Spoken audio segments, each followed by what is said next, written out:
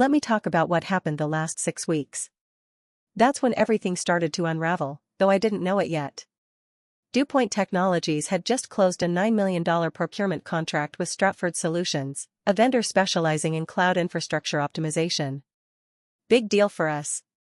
We were scaling fast, doubling our data centers, and Stratford promised to cut our operational costs by 30% within 18 months. I'm Linda Morgan, Senior Compliance Auditor. 15 years in corporate finance and risk management. Started at a Big Four accounting firm right out of grad school, spent 7 years doing forensic audits for the SEC, then transitioned to corporate when I got tired of cleaning up other people's messes. Turns out corporate work is just cleaning up messes before they explode. Different timeline, same fundamental problem, people cutting corners when they think no one's watching. I've seen creative accounting, I've seen embezzlement disguised as consulting fees, and I've seen executives justify almost anything when the pressure's on. What I hadn't seen, until this, was a scheme this brazen hidden in plain sight. My job was straightforward: audit the Stratford contract before final execution. Standard due diligence. Verify vendor credentials, validate pricing models, confirm no conflicts of interest. Routine. Boring, even. Except it wasn't. The first red flag appeared on page 47 of the contract addendum. A clause buried in dense legal language about performance-based incentive structures. Translation: Stratford would receive bonus payments if they hit certain benchmarks. Not unusual. Companies do this all time. But the benchmarks were vague. Deliberately vague.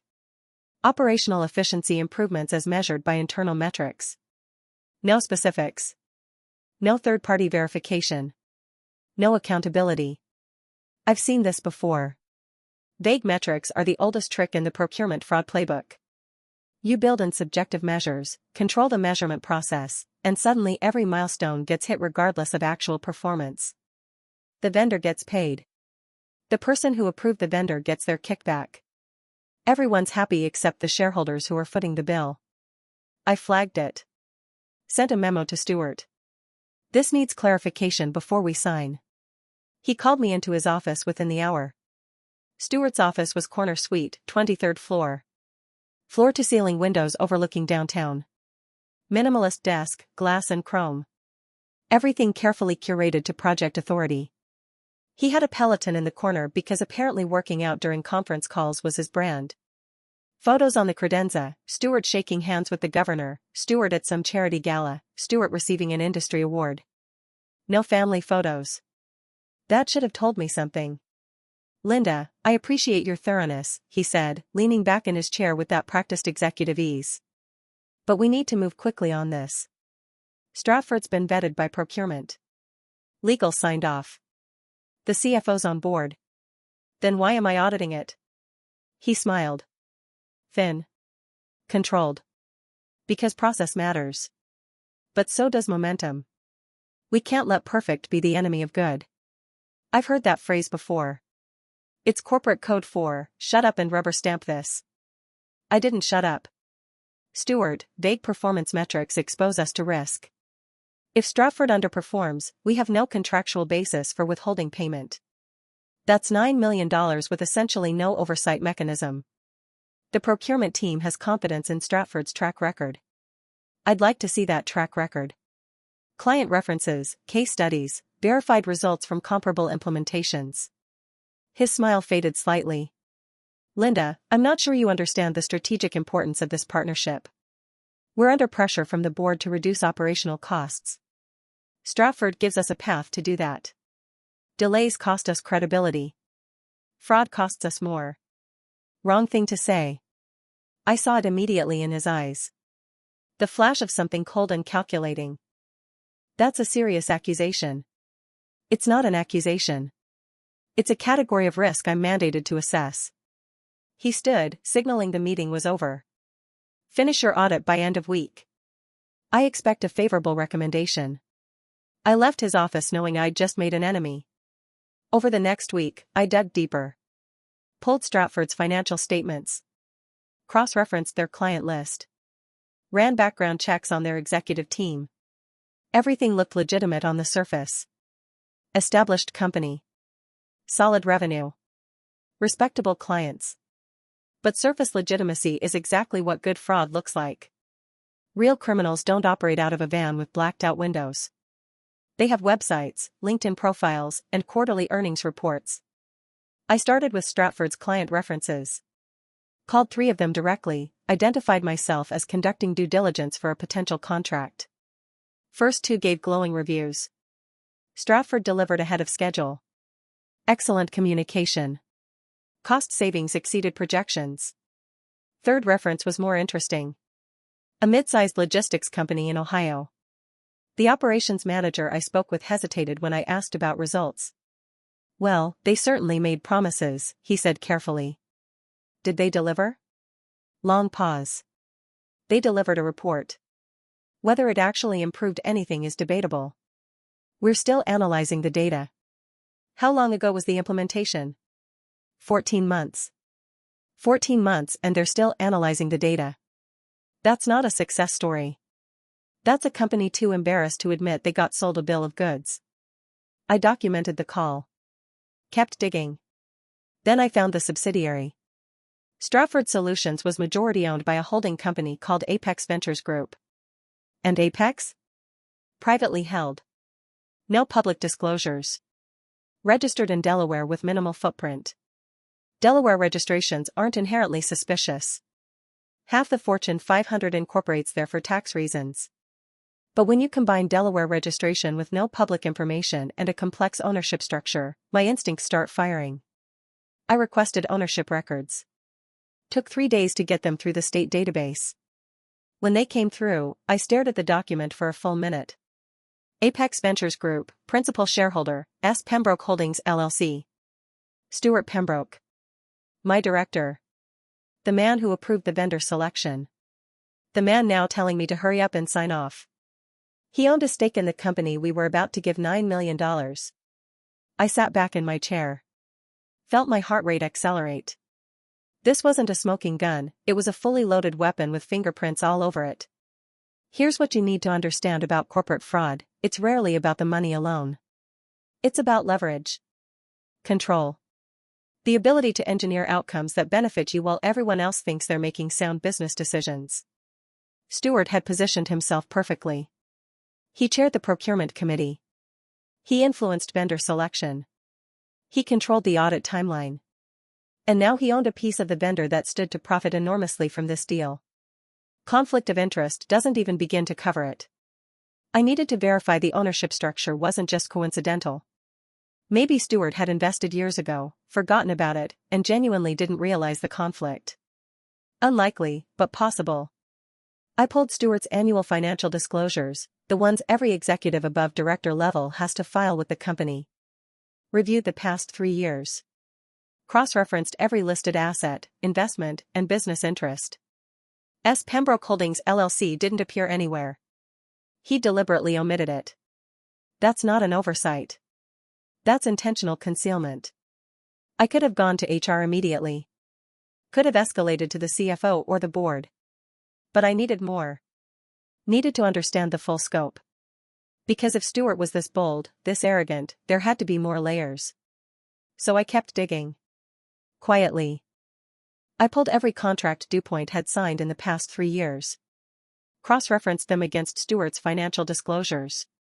Started building a spreadsheet. Vendor names. Contract values. Dates. Ownership structures where I could find them. This took time. Corporate ownership records aren't always easy to trace, especially when you're dealing with LLCs and holding companies designed specifically to obscure ownership. I spent late nights running database searches, cross-referencing business filings across multiple states, following paper trails through layers of corporate entities. Patterns emerged. For other vendors. Smaller contracts. Amounts ranging from $200,000 to $1.5 million. All approved by Stuart. All connected through shell companies and holding groups back to entities he had stakes in. One was Clearwater Holdings, which owned a majority stake in a cybersecurity consulting firm we'd hired for $800,000. Another was Stonebridge Capital, linked to a data analytics vendor we'd contracted for $1.2 million. Each connection required tracing through 2 or 3 layers of corporate ownership, but they all led back to the same place, Stuart's hidden investment portfolio. Conservatively? Stewart had steered $6 million in contracts to companies he partially owned. And the Stratford deal would bring that total to $15 million. He'd been running this scheme for at least 2 years. I worked late. Stayed off email. Kept my findings on an encrypted drive. Trust no one, verify everything. That's not paranoia in my line of work, that's survival. My office became a fortress. I started locking my filing cabinets every time I left, even just to grab coffee. Cleared my desk at the end of each day. Stopped discussing my work with colleagues. A few people noticed. My friend Karen from accounting asked if everything was okay. Just busy, I told her. Year-end audit prep. She didn't buy it but didn't push. People learn not to push in corporate environments. Everyone has their secrets. Then Stewart called me in again. This time, the meeting was different. Stewart wasn't alone. Colin Fletcher was there, the junior auditor I mentioned earlier. 26 years old, fresh CPA certification, eager to climb the ladder. He sat in one of Stewart's guest chairs looking uncomfortable, like he knew he'd been brought in for a reason he didn't fully understand. Linda, I need you to finalize the Stratford audit by end of week. I still have questions about. End of week. His tone shifted. Harder. This is a priority directive from the executive team. We're announcing the partnership at the quarterly earnings call. Stewart, I can't sign off on something I haven't fully vetted. He stood. Walked around his desk. Stood too close. Invasion of space, subtle intimidation. Colin watched this exchange with wide eyes. Learning how power works in real time. You're too transparent for this, Stewart said quietly. I'm reassigning the audit to someone with a more pragmatic perspective. He turned to Colin. You'll complete the Stratford audit. Linda will brief you on what she's done so far. I need your sign-off by Friday. Colin nodded. Yes, sir. And just like that, I was off the case. Here's the thing about being removed from an audit, it doesn't stop the audit. It just changes who's in control of the findings. Stewart brought in Colin Fletcher specifically because he was controllable. Eager. Ambitious. Not experienced enough to recognize the signs I'd seen. Colin would do what he was told. Rubber stamp it. Move on. Maybe someday he'd realize what he'd been part of, but by then it would be too late to matter. I should have been angry. Should have felt defeated. Instead, I felt relieved. Because now I could act without constraints. I spent the rest of that day creating a handoff document for Colin. Summarized my findings, the parts that wouldn't tip my hand. Noted the vague performance metrics, flagged some minor contractual ambiguities, recommended a few clarifications. Surface-level stuff. Enough to look like I'd done my job without revealing what I actually knew. Colin came by my office that afternoon. Sat across from me with a notebook, looking earnest and slightly overwhelmed. Stewart said you had concerns about the Stratford contract? Some minor issues with the performance clauses. I've documented them in this report. You should probably ask procurement for more specific benchmarks. Okay. Anything else? I looked at him. Wondered if I should say something. Warn him. Give him a hint that he was being used to rubber stamp fraud. But I didn't. Because if Colin went to Stewart with concerns, Stewart would know I'd tipped him off. And I needed Stewart to think I'd backed down. Needed him to feel safe. Just make sure you're comfortable with your recommendation, I said. Your name goes on the audit report. He nodded. Didn't catch the warning embedded in that statement. The moment I was officially reassigned, I compiled everything I had. Ownership records. Financial disclosures. Contract histories. Email trails where Stewart had pushed approvals through abnormally fast. I built a timeline. Connected every dot. Made it airtight. I spent 2 days formatting it into a comprehensive report. Executive summary up front. Supporting documentation organized chronologically. Visual diagrams showing the ownership connections. Email excerpts with dates and timestamps. Every assertion backed by documentary evidence. This wasn't speculation. This was prosecutorial-grade documentation. Then I did something that would either save my career or end it. I bypassed Stewart entirely. Sent the full dossier directly to the Board of Directors Audit Committee. Flagged the email as urgent and confidential. Marked it for the committee chair, Marianne Holbrook, a former federal prosecutor with a reputation for not tolerating corporate nonsense. I'd met Marianne once, briefly, at a company event. She'd asked pointed questions about our compliance protocols. Didn't waste time on pleasantries. All business. If anyone on the board would take this seriously, it was her. I hit send at 11 p.m. on a Tuesday. Then I waited. Wednesday, silence. I went through the motions at work. Attended meetings. Reviewed other audits. Acted like nothing had changed. Stewart passed me in the hallway once, gave me a curt nod, kept walking. He thought he'd neutralized me. Thursday, silence. Checked my email compulsively. Refreshed my inbox every 10 minutes. Nothing from Marianne. Nothing from the board. Started second-guessing myself. Maybe I'd overstepped. Maybe they'd dismiss it as a disgruntled employee making noise. Maybe Stewart had more protection than I'd anticipated. Friday morning, I arrived at my desk at 7:30 a.m. Logged in. Saw an email from legal. Subject line, Stratford contract, hold status. Opened it with shaking hands. The contract had been flagged. Full stop on execution pending further review. All procurement activities with Stratford suspended immediately. Stewart Pembroke placed on administrative leave effective immediately pending investigation into potential conflicts of interest. I read it 3 times. Let the reality sink in. They'd acted. Fast. Decisively. I allowed myself one moment of satisfaction. Just one. Then Stewart kicked open my door. Why did the contract get flagged for fraud? He yelled. Face red. Veins visible on his neck. The composed executive veneer completely shattered. His hands were clenched into fists. He slammed one on my desk, rattling my coffee mug. For a split second, I wondered if he was going to become physically violent. I met his eyes. Calm. Measured. Every bit of my 15 years of experience channeled into projecting absolute control. Because it is fraud, Stewart. He stepped into my office.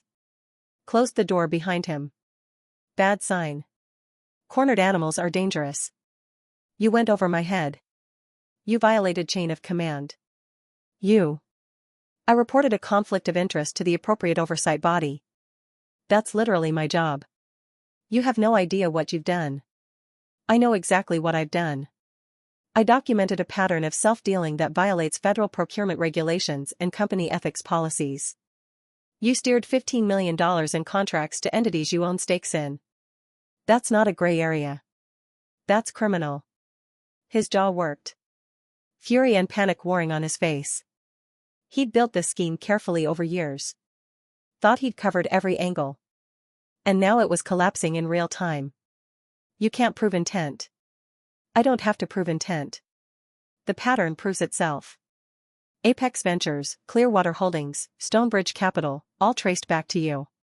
For other contracts before Stratford. All approved by you. All undisclosed on your financial filings. You omitted material financial interests. That alone is grounds for termination. This is a witch hunt. You're trying to sabotage me because I took you off the audit.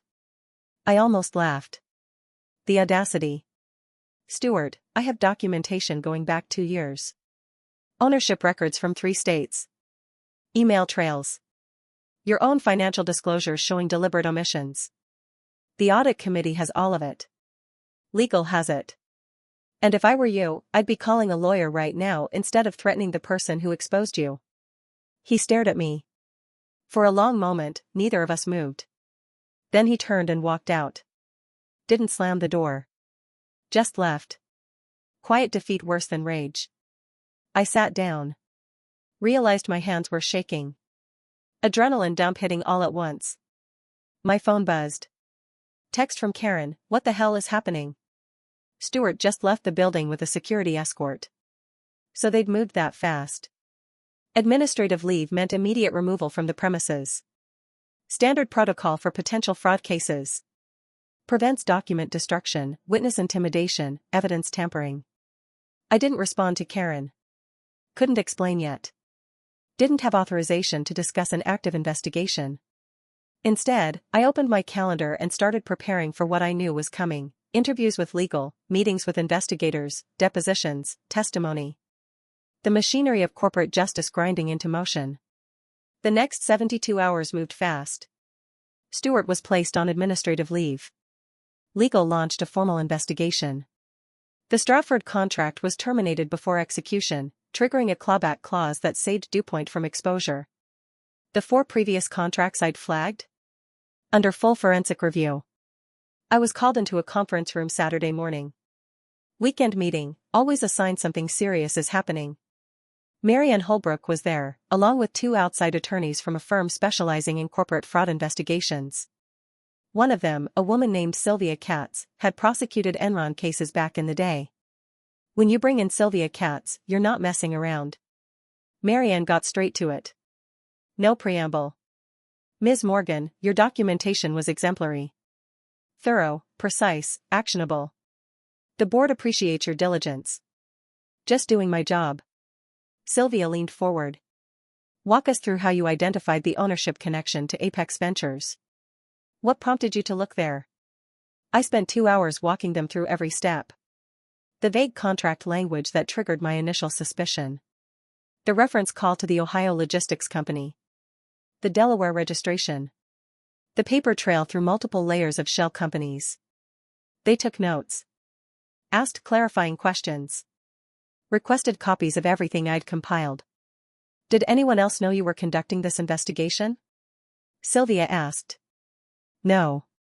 I kept it isolated. Smart. Did Pembroke threaten you at any point? I thought about Stewart standing too close in his office.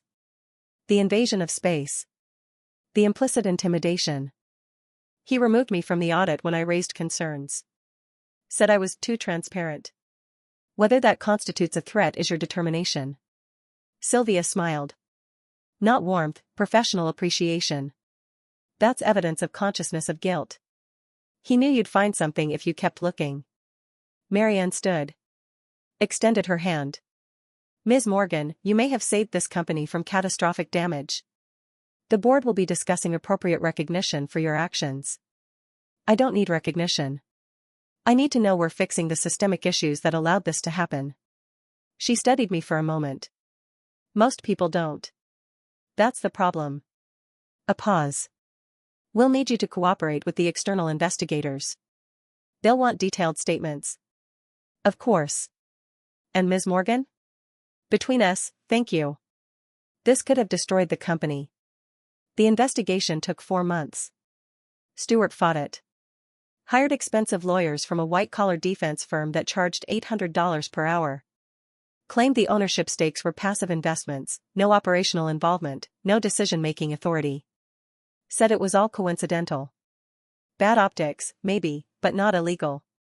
His lawyers argued Stewart had invested in Apex Ventures years before joining DewPoint. Claimed he didn't know Apex owned Stratford until after the procurement process started. Painted him as a victim of unfortunate timing rather than an architect of fraud. The investigators didn't buy it. Because I'd found the emails. Dozens of them. Buried in Stewart's company account, archived folders he thought no one would check. Stewart coordinating with vendor executives. Discussing pricing strategies. Negotiating terms that would maximize his returns. One email explicitly mentioned steering the procurement committee toward preferred outcomes. Dated 6 weeks before the Stratford RFP was even issued. That was the kill shot. You can argue coincidence. You can claim ignorance.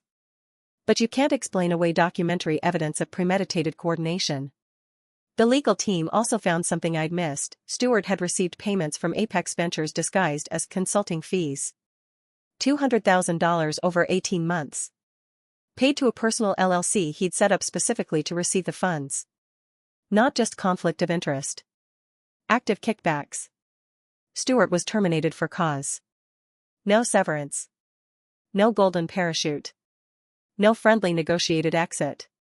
Just termination with prejudice and a notation in his file that he was ineligible for rehire at any company in DewPoint's corporate family.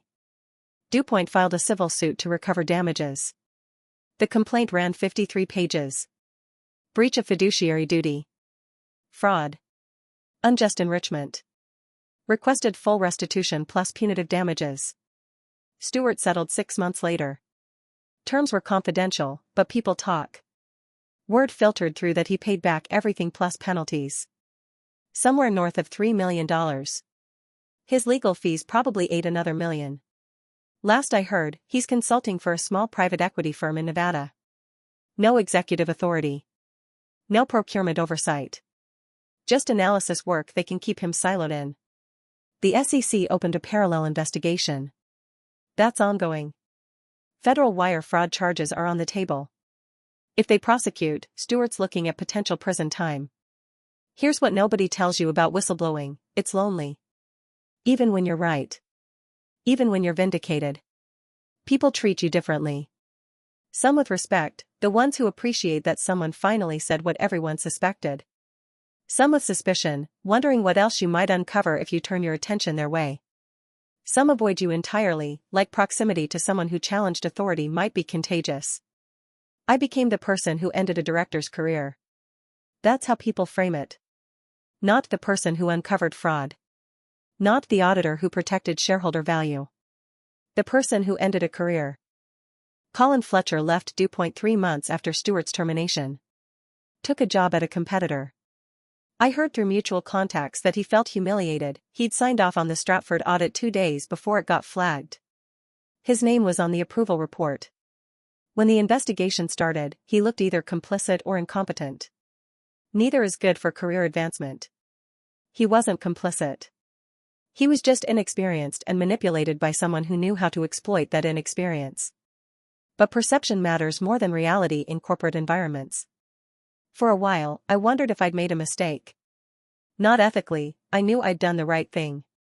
But strategically. Politically. Whether I'd just painted a target on my back for every executive who operated in gray areas. Some nights I'd lie awake running scenarios. What if the board had sided with Stewart? What if they'd decided I was the problem, a troublemaker disrupting strategic initiatives? What if Stewart's lawyers had found some procedural technicality to discredit my evidence? You like to think institutions protect people who do the right thing. Sometimes they do. Sometimes they protect themselves instead. And you don't always know which way it'll go until you've already committed. Then the CFO called me in. Her name is Octavia Wright. Former investment banker, 25 years in corporate finance, reputation as someone who suffers neither fools nor fraud. She'd been CFO for 3 years, brought in specifically to clean up financial practices after a previous scandal involving revenue recognition irregularities. Her office was smaller than Stewart's had been. No Peloton. No carefully curated photos. Just financial reports, market data, and a whiteboard covered in projected cash flow analyses. Linda, the board wants to expand the compliance function. We're creating a new role, Vice President of Ethics and Risk Management. Reports directly to the audit committee. Full autonomy. Full resources. She slid a folder across the desk. We'd like you to take it. I opened the folder. Saw the title.